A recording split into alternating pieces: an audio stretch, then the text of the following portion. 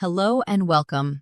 Today we are going to embark on a journey that I believe has the power to fundamentally change the way you think about your health, your metabolism, and your relationship with blood sugar. We are going to talk about a frustration that is shared by millions, the feeling of being metabolically stuck. It's the experience of diligently trying to make better choices. You're reading labels, you're avoiding the obvious sweets, you're trying to exercise, but the numbers on your glucose meter, the fatigue in the afternoon, and the persistent weight that seems to cling to you for dear life all tell a story of struggle. It can feel like you're playing a game where the rules are constantly changing and your body just isn't cooperating. It's a deeply discouraging place to be. The conversation around blood sugar management is often dominated by two things: strict dietary rules and pharmaceutical interventions. One of the cornerstones of that pharmaceutical approach is a drug called Metformin. It's one of the most widely prescribed medications on the planet for type 2 diabetes and insulin resistance. And for many, it provides a level of control that they've been desperate to find. But what if I told you there was something else? Something that isn't a product of a laboratory, but a fundamental element of our planet and our biology. A simple, secret mineral that, when understood and applied correctly, has been shown to rival and, in some key aspects, even outperform the mechanisms of this leading drug. The title of our discussion today is provocative, and intentionally so. It's not to create sensationalism, but to awaken us to a truth that is hiding in plain sight. This isn't about a magic cure. It is about uncovering a profound biological requirement that has been systematically overlooked. A foundational piece of the metabolic puzzle that, when missing, makes every other effort an uphill battle. This is the story of the secret mineral that controls blood sugar. Before we can reveal this mineral and its incredible power, it is absolutely essential that we establish a clear and deep understanding of the landscape. We need to understand the problem we are trying to solve, and we need to understand the current gold standard solution. The problem, at its core, is a condition known as insulin resistance. We've discussed this before, but it is a concept worth revisiting and deepening. I want you to imagine your body's cells as incredibly sophisticated workshops. These workshops need a constant supply of fuel to operate, and that fuel is primarily glucose, or sugar. The bloodstream is the highway that delivers this fuel. After you eat a meal, especially one containing carbohydrates, these highways become busy with glucose delivery trucks. Now, for a workshop to accept a delivery, the truck driver needs to present the right credentials to the security guard at the gate. In our body, the security guard is the insulin receptor on the surface of the cell, and the driver's credential is the hormone insulin. When insulin presents itself to the receptor, the gate is signaled to open, and the glucose can enter the workshop to be converted into energy. It is a system of exquisite sensitivity and communication. Insulin resistance is what happens when this communication system breaks down. Imagine for years the delivery trucks have been arriving non-stop, day and night. The security guard at the gate is overwhelmed. The constant announcements from the driver, insulin, become a constant background noise. The workshop becomes resistant to the signal. The guard starts ignoring the driver. In response, the central dispatch office, your pancreas, doesn't understand why the deliveries aren't being accepted. Its only solution is to send more and more trucks, with more and more drivers, all shouting louder and louder to be heard over the din. This state of high insulin, or hyperinsulinemia, is the hallmark of insulin resistance. For a time, this brute force method of screaming louder can work to get some glucose into the cells, but it comes at a tremendous cost, exhausting the pancreas and creating a state of chronic metabolic stress that drives fat storage, inflammation, and a host of chronic diseases. This is where a drug like Metformin enters the picture. Metformin is often the first line of defense prescribed by doctors, and its mechanisms are quite clever. It works in a few primary ways. First, it acts on the liver. Your liver, as we've discussed, can produce and release its own sugar. Metformin tells the liver to calm down, to reduce the amount of glucose it's releasing into the bloodstream. This is like reducing the number of delivery trucks on the highway in the first place. Second, it has a modest effect on improving insulin sensitivity in the peripheral tissues, like your muscle cells.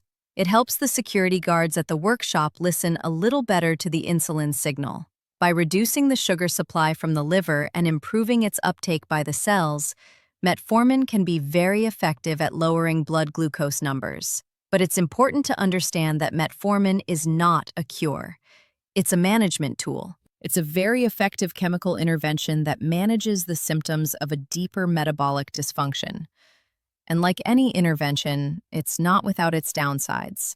The most common side effects are gastrointestinal distress, bloating, cramping, and diarrhea. It is also well known to deplete the body of vitamin B12 over the long term, which can lead to fatigue and neurological issues. Metformin is a powerful tool, but it is working on the system from the outside. The mineral we are about to discuss works within the system, restoring its fundamental integrity from the inside out. And so we finally arrive at the heart of our conversation. The secret mineral, the overlooked titan of metabolic health, is magnesium. I can feel the reaction from some of you right now. Magnesium? That's it? That's the big secret? It's something you hear about for muscle cramps or sleep. And that is precisely why it is a secret. Its ubiquity has made it seem mundane. Its foundational, system-wide role has been overshadowed by the search for more targeted, drug-like magic bullets. But the science is overwhelmingly clear. You cannot and will not fix insulin resistance without adequate levels of magnesium. It is not just helpful, it is a biological non-negotiable. It is involved in over 300, and some estimates now say over 600, enzymatic reactions in the body. A significant portion of these are directly related to the way our body produces energy and manages blood sugar. It is the master mineral for our metabolism. Let's dive into the first and most critical mechanism. Let's go back to our analogy of the insulin receptor as the security guard at the gate of the cell. In biochemical terms, this receptor is known as a tyrosine kinase receptor. For this receptor to do its job, for it to hear the signal from insulin and then transmit that signal to the inside of the cell, it requires a cofactor. A cofactor is like a necessary tool that the worker needs to perform their function. The absolute essential tool for the insulin receptor is magnesium. Without sufficient magnesium, the insulin receptor is functionally impaired. The security guard is trying to open the gate, but their hands are tied behind their back. Insulin can be present, it can bind to the receptor, but the signal transmission is weak, staticky, or fails entirely. It's like a key fitting into a lock, but the internal mechanism of the lock is so rusted and seized that the key cannot turn to open the door.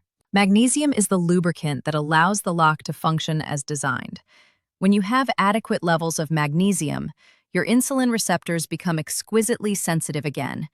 They can hear insulin's message clearly, even when it's just a whisper, not a scream. This means your pancreas doesn't have to work so hard. It can release a normal, healthy amount of insulin, and that insulin will be incredibly effective. This is the very definition of reversing insulin resistance. You are not just managing the amount of sugar in the blood, you are restoring the fundamental communication system that governs how that sugar is used. This single mechanism, magnesium's role as an essential cofactor for the insulin receptor, is so profound that it alone places it in the top tier of blood sugar regulating agents, natural or pharmaceutical. But the story of magnesium's power does not end at the cell's front gate. Its role is just as critical once the glucose gets inside. Let's say the gate has opened, and the glucose delivery has been accepted into the workshop. Now, that glucose needs to be processed. It needs to be converted into usable energy in the form of a molecule called ATP. This multi-step energy conversion process is called glycolysis. And guess what is required at several key steps of this process? Magnesium. Specific enzymes, the workers on the factory floor of your cell, like hexokinase and phosphofructokinase, are entirely magnesium dependent. Without enough magnesium, the assembly line slows down or grinds to a halt. The glucose is inside the cell, but it can't be efficiently converted into energy. It just sits there, gumming up the works, leading to oxidative stress and cellular inflammation. This is a critical point.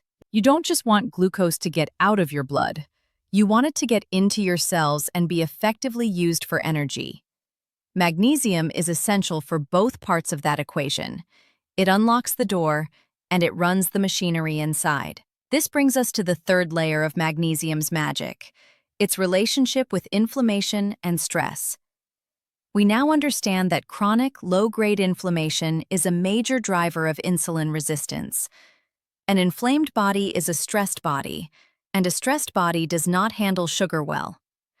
Magnesium is one of the body's premier anti-inflammatory minerals. Studies have consistently shown that people with higher magnesium intake have lower levels of inflammatory markers like C-reactive protein, CRP. By helping to quell this underlying fire of inflammation, magnesium is addressing another root cause of why your cells might be ignoring insulin's signal in the first place. And then there's the direct link to stress itself. This is a vicious cycle of monumental importance. When you are under any kind of stress, be it emotional, physical, or environmental, your body produces stress hormones like cortisol. One of the direct effects of these hormones is that they cause your kidneys to excrete magnesium from your body. So, the more stressed you are, the more magnesium you lose. Here's the kicker. Low magnesium levels also make your nervous system more susceptible to stress. It lowers your resilience, making you more likely to perceive situations as stressful and to mount a larger stress response. It's a downward spiral. Stress depletes magnesium, and low magnesium amplifies the stress response, which further depletes magnesium. And what does that amplified stress response and higher cortisol do? It signals your liver to dump more sugar into your bloodstream. This is the hidden connection for so many people who see their blood sugar rise during stressful periods, even when their diet is perfect. They are caught in a magnesium depletion stress cycle. Restoring magnesium levels helps to break this cycle, calming the nervous system, improving stress resilience, and indirectly lowering the cortisol-driven sugar production from the liver. So if this mineral is so essential, so powerful, so fundamental, why are the vast majority of people walking around with insufficient levels? The answer lies in the dramatic mismatch between our ancient biology and our modern world. It is a perfect storm of depletion. First, and perhaps most importantly, is the issue of our soil. Modern industrial agriculture, with its focus on high yields and the use of NPK fertilizers, nitrogen, phosphorus, potassium, has systematically stripped our soils of essential micronutrients, with magnesium being one of the chief casualties. The fruits and vegetables we eat today simply do not contain the same level of magnesium that they did for our grandparents. A spinach salad today might have a fraction of the magnesium it would have had 70 years ago. We are starting with a depleted source. Second, we have the issue of food processing. When whole foods are refined, their mineral content is often decimated. The perfect example is wheat. The magnesium in a wheat kernel is concentrated in the bran and the germ. The process of refining wheat into white flour removes the bran and the germ, and with it, the vast majority of the magnesium. The same is true for the refining of sugar from sugarcane or sugar beets. So, a diet that is high in refined grains, starches, and sugars is, by its very nature, a magnesium-deficient diet. Third, we have the endless list of lifestyle factors that actively rob our bodies of the magnesium we do manage to consume. We already discussed chronic stress. The consumption of caffeine and alcohol both act as diuretics, increasing the amount of magnesium we lose through our urine. A high sugar intake creates its own vicious cycle, as the process of metabolizing sugar is incredibly magnesium-intensive. So, the more sugar you eat, the more magnesium you burn through, leaving you more insulin-resistant and craving more sugar. Furthermore, certain common medications, including acid blockers, diuretics, and some antibiotics, are known to interfere with magnesium absorption or increase its excretion. When you put it all together, depleted soils, processed foods, and a lifestyle that constantly drains our reserves, it becomes clear that achieving and maintaining optimal magnesium status in the modern world is not something that happens by accident. It requires a conscious and deliberate effort. This leads us to the most important part of our discussion: the practical, actionable plan to restore your body's levels of this master mineral. The strategy is twofold. You must increase your intake, and you must reduce the factors that deplete it. The foundation should always be food. You must actively seek out and prioritize the most magnesium-rich foods on the planet. This list is headed by dark leafy greens like spinach and Swiss chard. Pumpkin seeds are a magnesium powerhouse, as are almonds, cashews, and other nuts and seeds. High-quality dark chocolate, with a cacao content of 70% or higher, is another excellent source, as are avocados and legumes like black beans. Making these foods a staple in your daily diet is the first and most important step. However, and this is a critical caveat, due to the soil depletion we discussed, for a person who is already in a state of deficiency and metabolic dysfunction, it can be incredibly difficult to correct that deficiency through food alone. To get to a therapeutic level of magnesium, the amount needed to actively heal insulin resistance, supplementation is often a necessary and powerful strategy. But this is where we must be incredibly discerning. Walking into a pharmacy and grabbing the cheapest bottle of magnesium off the shelf is almost always a mistake. Not all magnesium supplements are created equal. The form of the magnesium you take determines its bioavailability, how much your body can actually absorb and use, and its effects on your system. The most common and cheapest form is magnesium oxide. This is essentially a magnesium salt that is very poorly absorbed by the body. Most of it stays in the digestive tract, where it draws in water and acts as a laxative. While it might help with constipation, it does very little to raise your body's cellular magnesium levels. To get real results, you must look for chelated forms of magnesium. This is where the magnesium mineral is bound to an amino acid, which makes it far easier for your body to absorb. Let's discuss the best forms for blood sugar control. First, we have magnesium glycinate. This is magnesium bound to the amino acid glycine. It is highly bioavailable and famously gentle on the stomach. Glycine itself has a calming effect on the nervous system, making magnesium glycinate an outstanding choice for those who struggle with stress, anxiety, or poor sleep, all factors that impact blood sugar. This is often called the calming magnesium and is best taken in the evening. Next is magnesium malate, which is magnesium bound to malic acid. Malic acid plays a key role in your body's energy production cycles. This makes magnesium malate a great choice for those struggling with fatigue and muscle soreness. It's the energizing magnesium, best taken in the morning or early afternoon. A third excellent option is magnesium L-threonate. This form is unique in its ability to effectively cross the blood-brain barrier.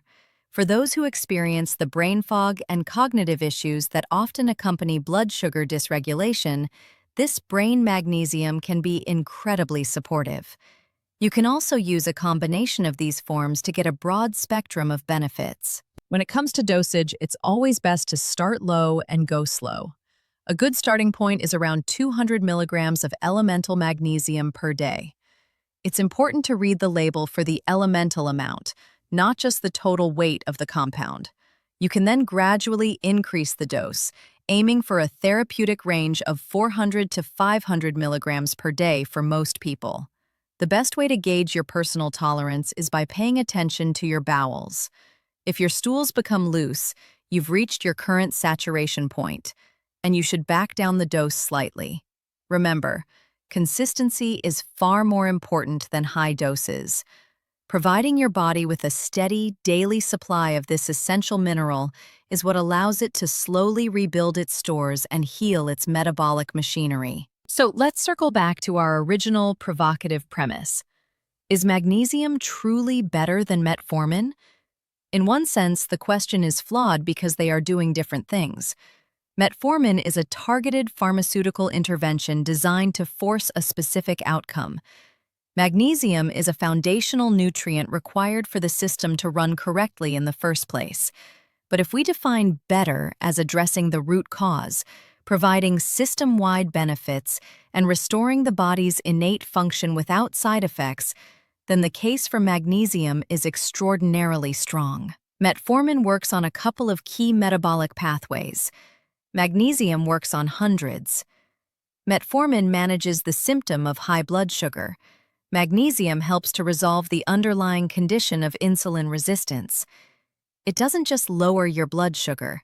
It helps to fix the reason your blood sugar was high in the first place. This is not a call to abandon medical advice.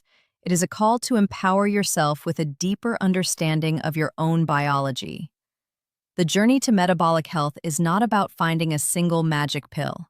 It's about a holistic approach. It's about reducing your intake of processed foods and sugar. It's about incorporating gentle, regular movement into your life.